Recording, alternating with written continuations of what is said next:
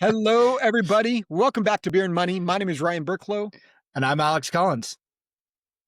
And today, in today's episode, we're going to be talking about college planning, specifically my experience with my daughter. I just got back from University of Arizona, touring that school.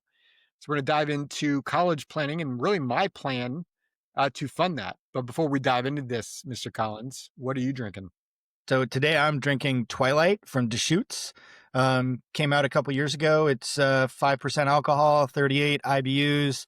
A little bit different from what we normally drink, but Deschutes just puts out some really nice Yeah, beers. I Like enjoyed this shoots. pretty much anything that they put out, I'll drink. Yeah. I'm actually drinking Haywire Queen Mm, Bee. It's a golden ale. And nice. I just love their brewery. Like, it's It's just a fun experience. They make good beers. They've got a Northwesty IPA up there as well. So if you're in Snohomish, definitely check out that brewery, but it's a solid, solid brewery. So cheers, sir. yeah. Cheers, man. So tell us about your trip with Madison. Yeah. So, we toured, she's looking at going to University of Arizona, which obviously I'm very biased towards. That's my alma mater. So Didn't not push her into that. not a Sun Devil. No, the good school. Um, I didn't push her into it, but we were probably raised. I'm sure I had an effect on her, What and she grew up yelling "bear down" all the time, right? exactly. And so she's been to the campus before. Like when we were in Arizona, we've stopped by the campus, went to Yeah, yeah. a sports event, but we never toured the campus in the way that we did this time. So we flew down, we got the tour, like the first words out of her mouth was, "Dad, this is a much bigger campus than I remember." It's a little bit different when you actually like are looking at it and thinking about like, hey, I would go here and what's it going to be like? And, you know, Arizona is not exactly a small school, Well, and I think it was also, it's the realization of, at this time next year, she'll be there. right? So I think that would also hit her. It definitely hit me because I mean, it was a surreal moment for me because I remember walking it with my father and thinking to myself, how the hell am I this old? Like it just was a full circle moment. So it kind of freaked me out. Also, I got a little emotional too. My Tears. I daughter, was going tears. the one tear came, One tear, but I hid it for my daughter. She didn't see it. right to go along with that one emotion. The one emotion came out too. No, that's awesome, man. So you like flew down on Friday? Yeah, we flew out on Friday night. Saturday was the tour and flew out Sunday. We got to go to men's basketball had an exhibition game. So Saturday in the Nice. afternoon, we got to go to a men's basketball game, which that was her first basketball experience actually at McHale. She's never been to a basketball game. So even after that, she was, Dad, I love it here. So it was pretty cool. It was pretty No, cool. I can hear proud papa in your voice, man. That's awesome. Yeah, that was a lot of So, fun. well, and like my understanding is that you have a LinkedIn post that you were posting about this, not about the trip, but about how you're funding college and whatnot. That 35,000 views or whatnot, and Yeah, it's gone a bit viral.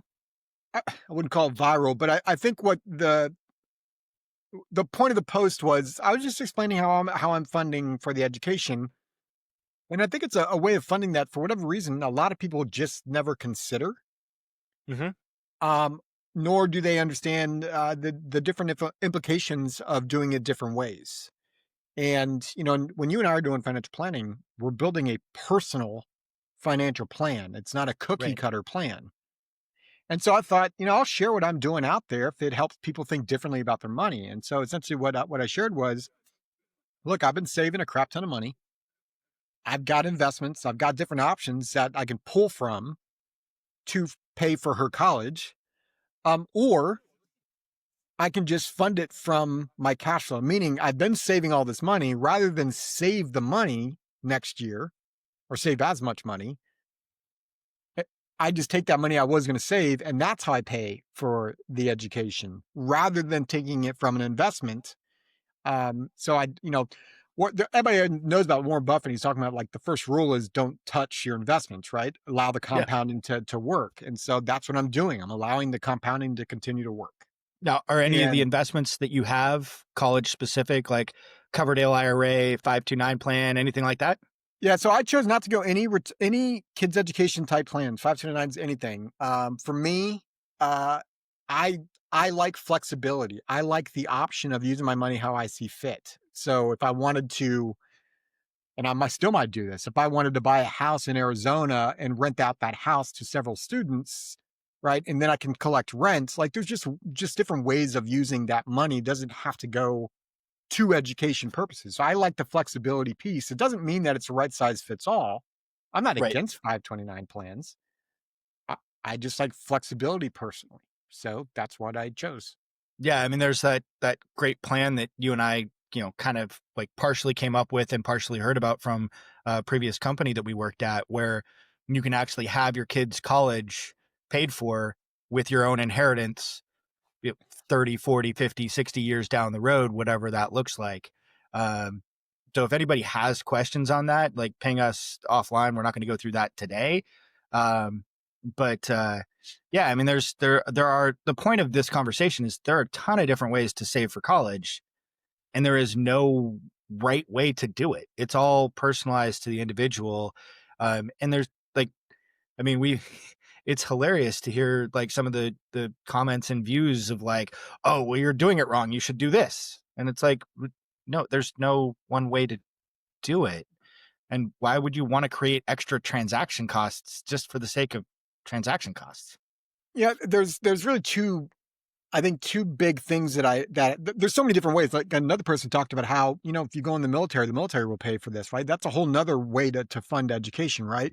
100%. So it was really cool seeing the different because of one of my question at the end was how are you funding your kids' education? So it was really cool to see other people engage from that perspective. Um, but one common question that came up was, well, if you pull it from cash flow or you just pull it from your investments, isn't it just kind of a wash? And No, it is not. on a spreadsheet, not taking into consideration taxes, not taking into consideration like market timing, like not when you're just looking at a spreadsheet and not looking at the bigger picture, I guess the statement could be accurate, but that's not how the real world works. What if I wanted to pull that money right now to pull it out and what if the market was down? Yeah, And what are the tax implications, right? Because just because the market's down doesn't mean I won't get taxed on some of that money that I pull out, right. right? And so that's part of the flexibility of this as well. Like using my cash flow, now, I can still pull it from my investments. Maybe I still change my mind. Now, I doubt it at this point, but I still have that flexibility, Right. which I think is the biggest key that is missing in most financial plans that you and I run across, either made by the person or made by another advisor, is everything's built on this like spreadsheet math. Well, and it's all siloed decisions where it's like, oh, this is the account that I'm going to fund college from. Really? Like you have one account that you're going to fund college from as opposed to like looking at all of the myriad of different options and then picking and choosing. Like, I don't know, my daughter's 10. It's still going to be like 8, 9, 10 years before she goes to college. I don't know which account we're going to use to fund it. Like, Yep. and heck, like lately she's been saying she doesn't want to go to college. Right. Like, I mean, I really hope she does. Sienna, if at one point you listen to this, please go to college. Um, like, I think you'll be happier in life doing it. And like, at the same time, like, I don't want to pigeonhole dollars into only doing one thing. I want dollars to be able to do multiple things for us. That flexibility piece that you brought up, Ryan, that's so huge. Right. Well, what's so kind of going back to the post, what's really funny is like today specifically, I had two people comment. One's a real estate person. So, of course, they brought up, well, why don't you use the money for real estate? Right.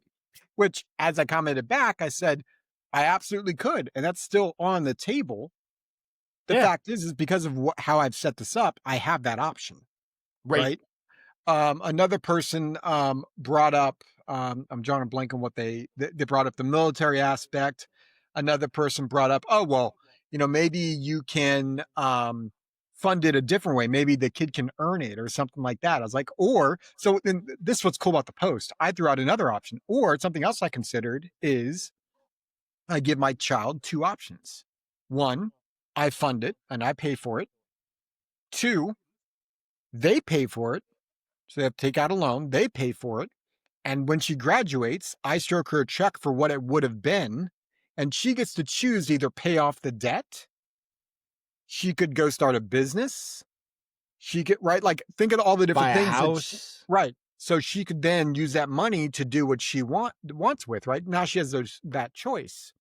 Well, and So, depending upon what she winds up doing, I mean, we just brought on a gal to our firm, Jen McCassin, who in her previous life, previous career, did a ton of helping to save folks on student loan forgiveness. Was like top 5 in the country on that, and so like it might be something where we were able to go ahead and do some student loan forgiveness. That's another option, and like none of these things are like should be mutually exclusive. They should all be looked at within your personal situation, depending upon what you're doing, why you're doing it, how you're doing it. Um, and this is one of the reasons why, like, there is no one size fits all, like, do X. I'll add this too, just because I think a lot of people that will listen to this will have, kids close to college. And this was a big thing that my wife and I had to learn is what are those steps? Right. So, we had to start a FAFSA account. Diane or Madison had to open up a FAFSA account. We had to fill out information based on our income, not my child's income. That FAFSA account, like, my daughter's not going to be able to get any kind of federal student aid or anything like that, but that does open up the window for other scholarships that might come in the way, Right. come in the door. Um, but that process was unique. And what was really interesting about it is while the high school was definitely giving my daughter some help, It's they so much when it's on also your own. they also like what's really funny is we did all the FAFSA stuff. We did everything. And then like a month later, we got the email saying, oh, by the way, you can go open up the FAFSA account. So like we were just ahead of the curve. Not to say Yeah. it's bad on the school. I'm just saying like don't rely upon your child's school to walk you through this. They have people there to help. And if you probably proactively reach out, great. And Yeah. on some level, we did that. But I also wanted to learn through me because I knew that I'd be helping our clients Well, through this. it's an extra tool in our toolbox on like, hey, how can we do this? What can we do? And it's hilarious. Like as advisors, we're approached by financial companies trying to sell us packages and products and things of that nature of like, hey, do this for college planning. Um, have your clients put all of their money into this structure and it no longer qualifies on the FAFSA. And so they get way more student aid. And like some of those programs are challenging. So be careful, do your research, like, and make sure that you're working with a professional who is familiar with and dives into the specifics on college planning and like has multiple different options, solutions, etc., so that it's not just a one size fits all, like slam the hammer down repeatedly. Yeah, and part of filling out that FAFSA, right? You had to list your different assets. Now they specifically say what assets you have in this category. Hmm. So my advice is read those categories. There are certain assets, for instance, permanent life insurance and retirement accounts, do not land in that FAFSA world. So don't put numbers there that aren't there. And I think that's. Answer the question that is asked. But Don't volunteer additional information. you know what's really funny about that, Alex? And this is me getting like really transparent. Um, while we've got a good amount of assets, there was also a ton of assets that I could not put down, and it made me feel like I actually was embarrassed by filling it out a little bit because it was like, that's not what I look like. So I almost got embarrassed because I'm like, that's not what I look like. I look way better than that.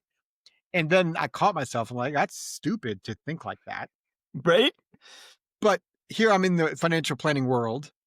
It's what I do for a living. I coach our clients around on the emotional side of stuff. And I'm Mr. Non-emotional, and I got like butthurt about that a little bit. I had to call it out. So my wife's laughing at me because I'm like getting upset at myself for getting upset.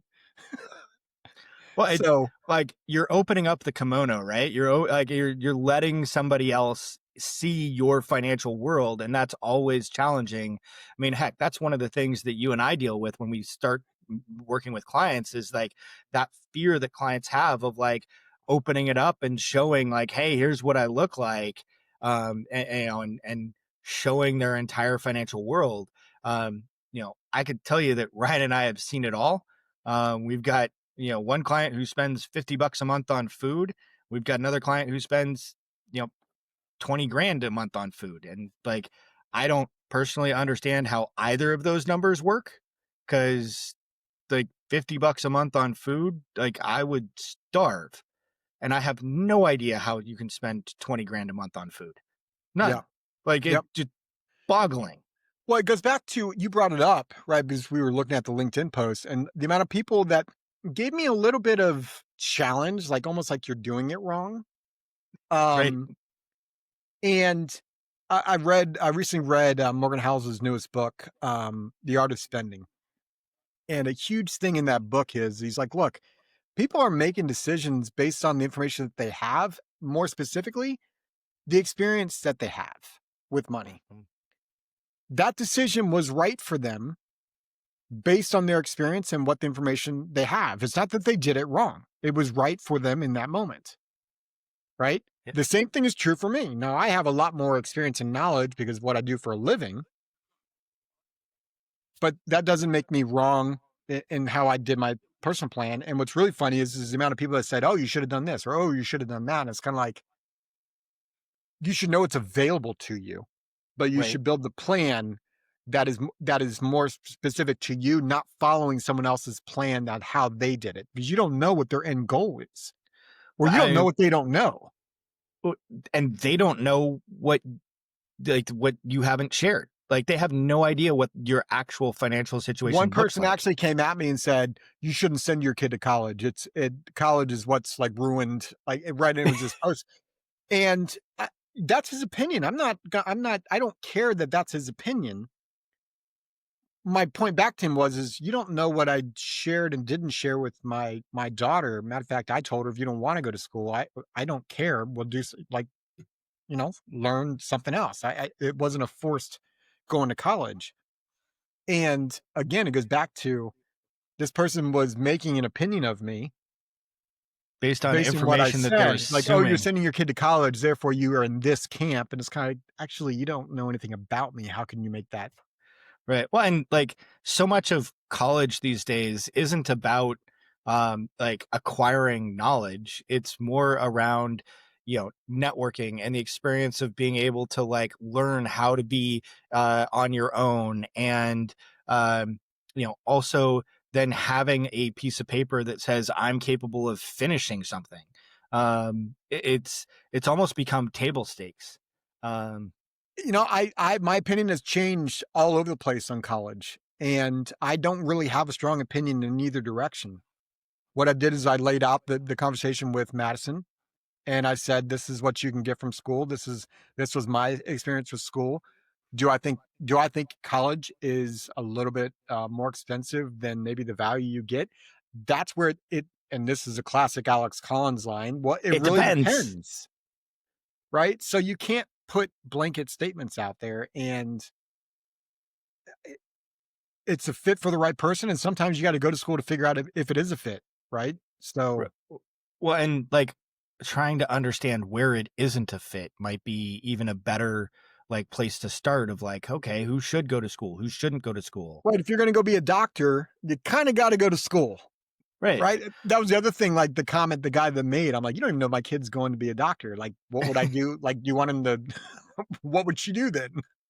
So, Uh, I would again, and I it don't mean I'm not trying to demean him at all. It was just right. more of this is how our minds think, and this is how and this is where psychology, I think even you and I will get like, we're better with our money, and the psychology, we think we're really good at it.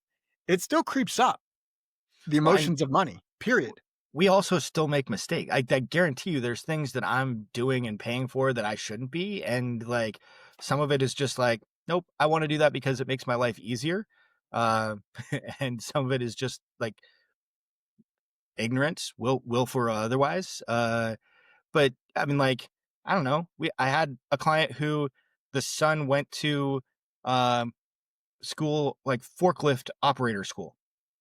He was not super academically gifted, but he went to an 8-week program to learn how to drive a forklift. And the dude now makes six figures like 3 months out of college. Like, and lives in a relatively rural community. Like, as long as he is remotely financially savvy or like responsible, he's going to be living a great life. It's not The about whole education. Yeah, and the whole key to this whole thing is even you and I, when I'm making a personal decision, normally I bounce it off you to make sure I'm not missing something. And you've done the same thing with me. So For here sure. we're financial advisors and we still bounce stuff off other advisors and each other to make sure we're not missing something. And I wonder how many people listening to the show, who are you bouncing the ideas off of? Right. Well, And I'm not saying that person you're bouncing out the idea off of isn't financially successful. well, However, what their goals are, how they got there, the risk tolerance, all that in mind, that's where they're not trained and knowledgeable. And maybe you should get other people's opinion just to make sure you get a well-rounded but answer.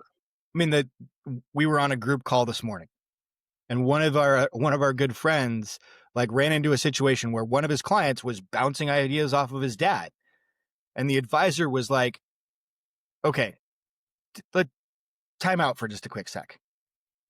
You've told me that your dad is financially responsible, like that you are financially responsible for him. He has not made good decisions. Why are you listening to somebody that you are responsible for and making decisions around your finances? That's backwards. Like, why would you allow the kid to decide when bedtime is and how parents should parent their children? No, like they don't have the proper experience and history, and they haven't shown the ability and the aptitude to be able to do these things properly. The people that you listen to for advice matter, and it's not suggesting that you and I have a monopoly on this stuff. We don't. There's a lot of good advisors out there. There's a lot of good folks that aren't advisors out there. But understand where everybody's coming from and understand their background, and look for people that are successful and people that like and you like and you trust. Those are the people that you're going to want to take good advice from. Yep. Yeah. So, I think the whole purpose of today's episode is really just look, make sure you're building a plan for yourself, right? Don't do cookie cutters, don't follow someone else's plan, and make sure it's what meets your goals. And listen to people that have been there and have good experience. Yeah. So, as always, man, Alex, like we started this episode or this whole podcast to help people with their money. We hope this episode is valuable. In the show notes, we'll put the LinkedIn link out there, and that way, if anyone wants to check that out and read that thread, I think it might be helpful for them. But as always, Mr. Collins, Cheers, cheers. buddy. This podcast is for informational purposes only and is not to be construed as tax, legal, or investment advice. Although the information has been gathered from sources believed to be reliable, please note that individual situations can vary. Therefore, the information should be relied upon only when coordinated with individual professional advice. Guest speakers and their firms are not affiliated with or endorsed by Park Avenue Securities, Guardian, or Quantified Financial Partners, and opinions stated are their own. Guardian, its subsidiaries, agents, and employees do not provide tax, legal, or accounting advice. Consult your tax, legal, or accounting professional regarding your individual situation. All investments and investment strategies contain risk and may lose value. This material is intended for general public use. By providing this content, Park Avenue Securities LLC is not undertaking to provide investment advice or a recommendation for any specific individual or situation, or to otherwise act in a fiduciary capacity. Please contact a financial representative for guidance and information that is specific to your individual situation. Ryan and Alex are registered representatives and financial advisors of Park Avenue Securities LLC, OSJ 200 Market Street, Suite 1850, Portland, Oregon 97201. Phone number 503-221-1226. Securities products and advisory services offered through Park Avenue Securities, member FINRA, SIPC. Financial representatives of the Guardian Life Insurance Company of America, Guardian, New York, New York. Park Avenue Securities is a wholly owned subsidiary of Guardian. Quantified Financial Partners is not an affiliate or subsidiary of Park Avenue Securities or Guardian. Ryan Burklo, CA Insurance License Number 0K24924. Alexander Collins, CA Insurance License Number 0H24806. 8536522.1, expiration October 2027.